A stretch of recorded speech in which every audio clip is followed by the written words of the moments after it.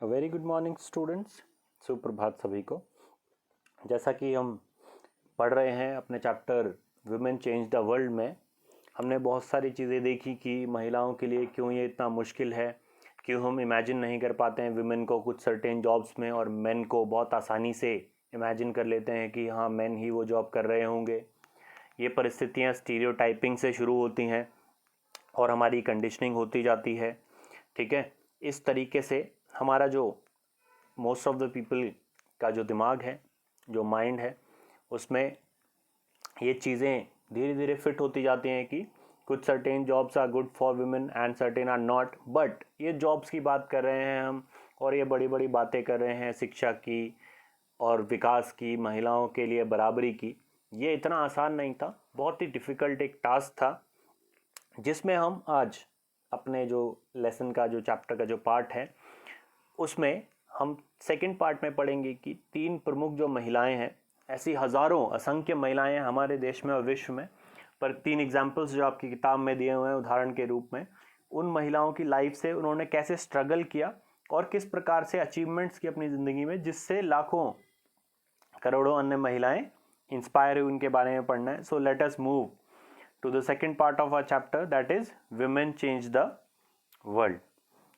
तो महिलाओं की जब हम बात करें तो लर्निंग फॉर चेंज में सबसे पहले तो हमें ये जान लेना है कि हमारे देश में पहली बात तो शिक्षा का इतना अच्छा स्तर नहीं था पहले, यानी कि अंग्रेज़ों के ज़माने और उसके बाद आज से 150, 200, 300 साल पहले इतना अच्छा शिक्षा का ना इंफ्रास्ट्रक्चर था, ना ही रिसोर्सेज अवेलेबल थे, ना ही स्कूल्स थे। So only a few people were able to send their children to schools, और उसमें से भी जो लोग एबल थे अपने बच्चों को स्कूल भेजने, उसमें से भी वो अपने बॉयज़ को ज़्यादा स्कूल भेजना प्रेफर करते थे, एजुकेट कराना, बजाय कि गर्ल्स के।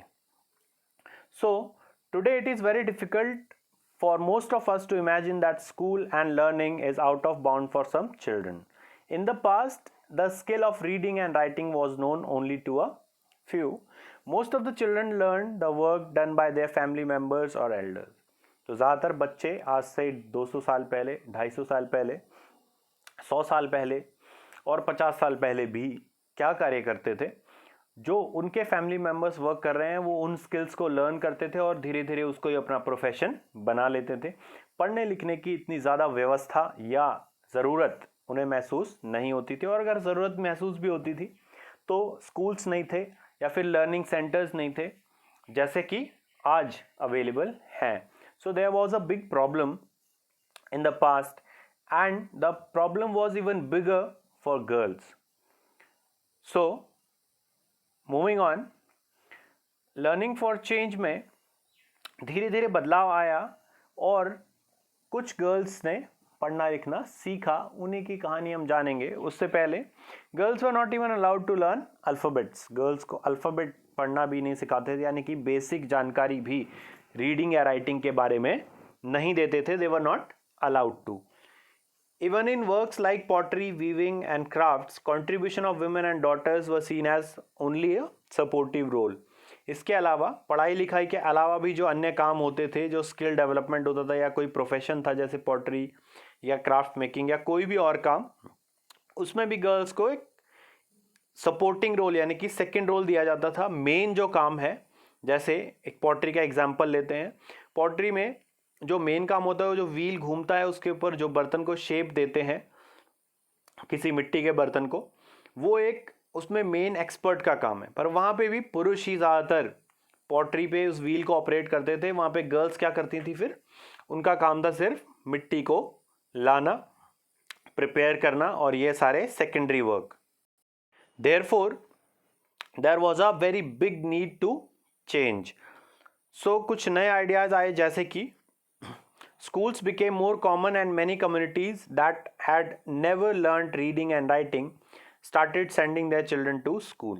जैसे हमें आज़ादी मिली, जैसे हमारा धीरे धीरे विकास हुआ, और कुछ अंग्रेज़ों ने भी प्रयास किया जिससे हमारी जो स्कूल्स हैं उनकी संख्या बढ़ी, और धीरे धीरे जो कम्युनिटीज़ पहले अपने बच्चों को स्कूलिंग के लिए स्कूल्स में नहीं भेजते थे, वो बाद में स्कूल्स में भेजने लगे। But there was still a lot of opposition to educating girls. तो तब भी जब स्कूल्स थोड़े बढ़ गए और कुछ नई कम्युनिटीज़ अपने बच्चों को स्कूल्स में भेजने लगी, तब भी जो गर्ल्स एजुकेशन है या गर्ल्स को स्कूल भेजना है वो एक दूर की कौड़ी ही साबित हुआ। Therefore women struggled a lot to learn to read and write। तो इसलिए महिलाओं के सामने एक बहुत बड़ी चुनौती थी, और गर्ल्स के सामने, फीमेल्स के सामने, कि वो शिक्षित हों, पढ़ना और लिखना सीखें। तो इसमें इसी कड़ी में जो हमने 3 महिलाओं के बारे में आज डिस्कशन करना है, उसमें से सबसे पहली हैं पंडिता रामाबाई, जिनको पंडिता का टाइटल भी दिया गया फ्रॉम 1858 टू 1922। सो पंडिता रामाबाई के पोस्टेज स्टैम्प भी 1989 में जारी की। हमारे जो पोस्टल डिपार्टमेंट है गवर्नमेंट ऑफ इंडिया के अंडर जो आता है, वो समय समय पे जो प्रबुद्ध लोग होते हैं, जो जिन्होंने अचीवमेंट्स किए होते हैं समाज के लिए, उनके स्टैम्प जारी करता है उनके सम्मान में। So she learn to read and write from her parents. उसने अपने पेरेंट्स से पढ़ना और लिखना सीखा। She was given the title of Pandita because she could read and write Sanskrit. उसको पंडिता का टाइटल मिला उनको क्योंकि वो संस्कृत में पढ़ना और लिखना जानती थी।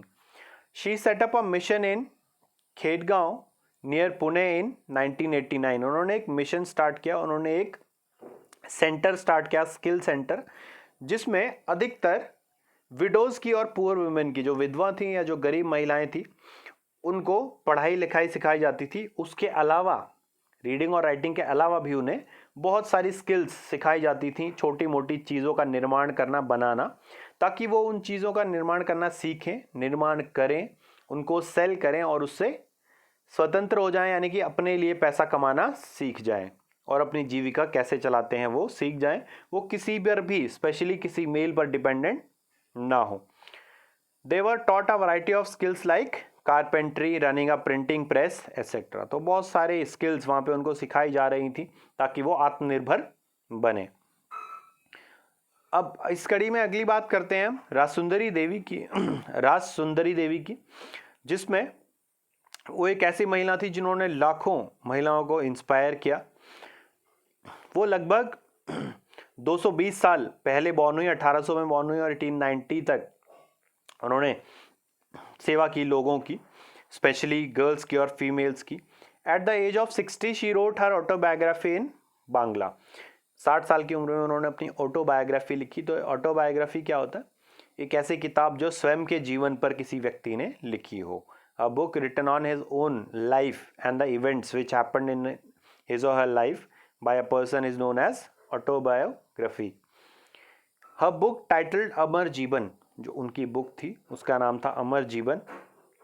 ठीक है, वो पहली ऐसी किताब थी जो किसी महिला ने अपने जीवन पर लिखी थी, यानी कि किसी वुमेन की, किसी इंडियन वुमेन की फर्स्ट ऑटोबायोग्राफी थी अमर जीवन, जो किसने लिखी? राजसुंदरी देवी ने। She was a housewife from a rich landlords family. वो एक हाउसवाइफ थी और जहाँ पे उनकी शादी हुई वो एक रिच लैंडलॉर्ड फैमिली थी। But still after having that condition she faced problem because during that time it was believed that a woman learned to read and write she would bring bad luck to her husband and become a widow। तो उस समय भी ये प्रथा चल रही थी कि अगर कोई महिला पढ़ना और लिखना सीखती है और स्पेशली इंग्लिश में, तो फिर वो अपने हस्बैंड के लिए बैड लक लाएगी और जल्दी ही उसके हस्बैंड की डेथ हो जाएगी and she will become a window, वो विधवा हो जाएगी। Despite this, she taught herself how to read and write in secret। इन सभी प्रथाओं के, कुप्रथाओं के, स्टीरियोटाइप्स के बाद भी उसने चोरी से अपने आप को, स्वयं को ही पढ़ना और लिखना सिखाया। तो एक बहुत इंटरेस्टिंग स्टोरी है।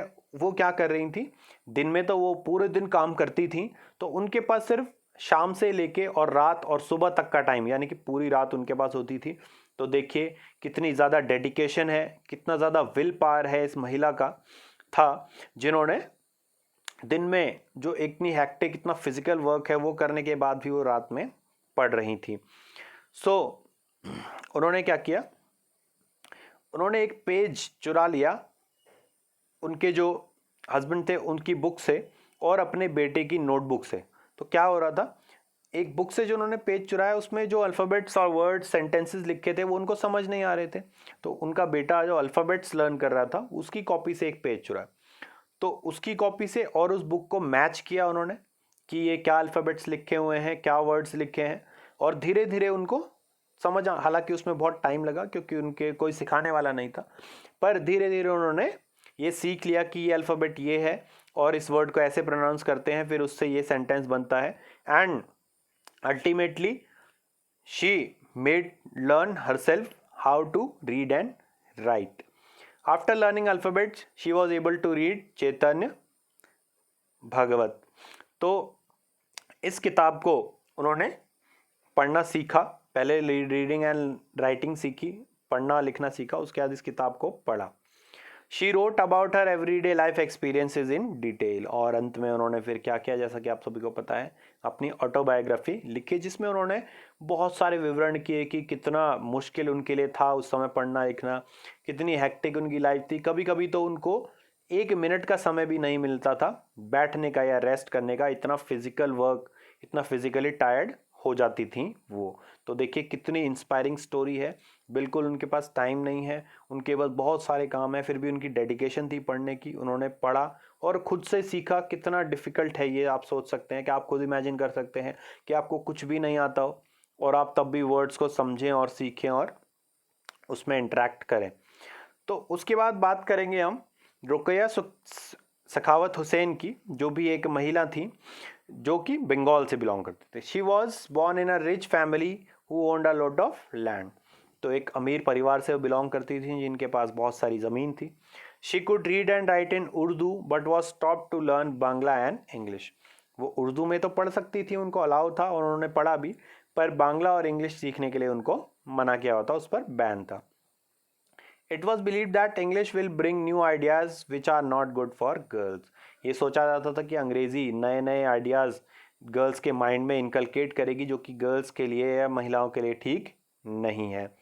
She learn to but despite that she learn to read and write in Bangla and English with the help of her elder brother and elder sister. अपने बड़े भाई और अपनी बड़ी बहन की मदद से उन्होंने बांग्ला और इंग्लिश ये भाषाएं भी सीखी। Later on what happened, she became a writer and wrote a remarkable story titled Sultana's Dream in 1905 at the age of 25 years. तो अल्टीमेटली वो एक राइटर बनी और उन्होंने सुल्तानाज ड्रीम नाम की एक किताब लिखी। इस सुल्ताना ड्रीम नाम की किताब में एक इमेजिनरी वर्ल्ड उन्होंने बनाया जिसको उन्होंने लेडी लैंड बोला। ठीक है, तो वो इमेजिनरी वर्ल्ड जो कि सुल्ताना की ड्रीम में, सुल्ताना के सपने में आया, वो ऐसा शहर या ऐसा संसार जिसमें महिलाएं ही सब कुछ कर रही हैं और जो पुरुषों की फिजिकल स्ट्रेंथ सो कॉल्ड ज़्यादा है, उनके वेपन्स हैं, उन सबको उन्होंने, महिला ने डिफीट किया अपनी इंटेलिजेंस, अपनी ब्रेन की पावर से। Ladyland was a place where women had freedom to study, work, create inventions like controlling rain from clouds and flying cars. तो उन्होंने ये इमेजिनरी वर्ल्ड लेडी लैंड उसमें इमेजिन किया अपनी किताब में, सुल्तानाज ड्रीम में, जिसमें जो औरतें हैं वो कारों को उड़ा रही हैं, फ्लाइंग कार्स चला रही हैं और बारिश को रोक रहे हैं, यानी कि बहुत सारी पॉसिबिलिटीज़ वो अपने पढ़ने लिखने की वजह से जो उनका मानसिक विकास हुआ है उससे कर पा रही हैं। और वो जो मेन की फिजिकल स्ट्रेंथ है और जो ब्रूटल जो उनका एक्सप्लॉयटेशन हो रहा है, उन सबको वो हरा दे रही हैं अपने ब्रेन की पावर से। इसके साथ ही 1910 में, in the year 1910, she opened a school for girls in Kolkata. The school is still functioning and educating girls. इसके साथ साथ उन्होंने 1910 में कोलकाता में एक स्कूल खोला गर्ल्स के लिए, जो स्कूल आज भी चल रहा है और गर्ल्स को शिक्षित कर रहा है। सखावत मेमोरियल गवर्नमेंट गर्ल्स स्कूल देखिए, दिख रहा होगा आपको इमेज में। तीनों महिलाएं देखिए बहुत ज़्यादा इंस्पायरिंग हैं, बहुत ज़्यादा डिफ़िकल्टीज़ थी उनकी लाइफ में लर्निंग को लेकर, परंतु उन सभी डिफ़िकल्टीज़ को ओवरकम करते हुए उन्होंने ये चीज़ें सीखी और लाखों और महिलाओं को इंस्पायर किया और विमेंस राइट्स के लिए एक मूवमेंट में हिस्सा लिया। तो आउट ऑफ बाउंड, दो नए शब्द सीखे हमने, उसमें से एक है out of bounds, something which is out of reach, जो आपकी पहुंच से दूर हो उसको आउट ऑफ बाउंड्स कहते हैं। ऑटोबायोग्राफी, जैसा कि आप इमेज में देख सकते हैं, एक ऑटोबायोग्राफी है हमारे फॉर्मर प्रेसिडेंट, जिनको पीपल्स प्रेसिडेंट भी कहा जाता है, जो कि एक फॉर्मर मिसाइल मैन भी थे हमारे देश के। A book written by someone on his own life, एक ऐसी किताब जो स्वयं की जिंदगी के बारे में लिखी हो, जिंदगी पर लिखी हो, उसको कहते हैं autobiography. So I hope you understood the contribution of these three women and their struggle, and along with the new words. Let's come to the assignment portion, assignment part.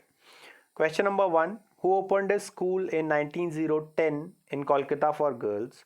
Question number 2. When and where was a mission started for widows and poor women? कहाँ और कब एक mission start किया widows के लिए और poor women के लिए? Question number 3. Which first Indian woman has written her autobiography? Question number 4. What were the beliefs about women who learned English? उस समय क्या beliefs थे उन महिलाओं के प्रति जो English सीख रही थी? I hope this video was informative to you. If you like it, if you understood it, please press the like button. Also share the video with friends who are not from your school so that they can also be benefited from this information. Give your valuable comments so that we can make improvements in the coming videos, and do not forget to subscribe my channel for latest updates and more informative videos. Thank you and have a nice day.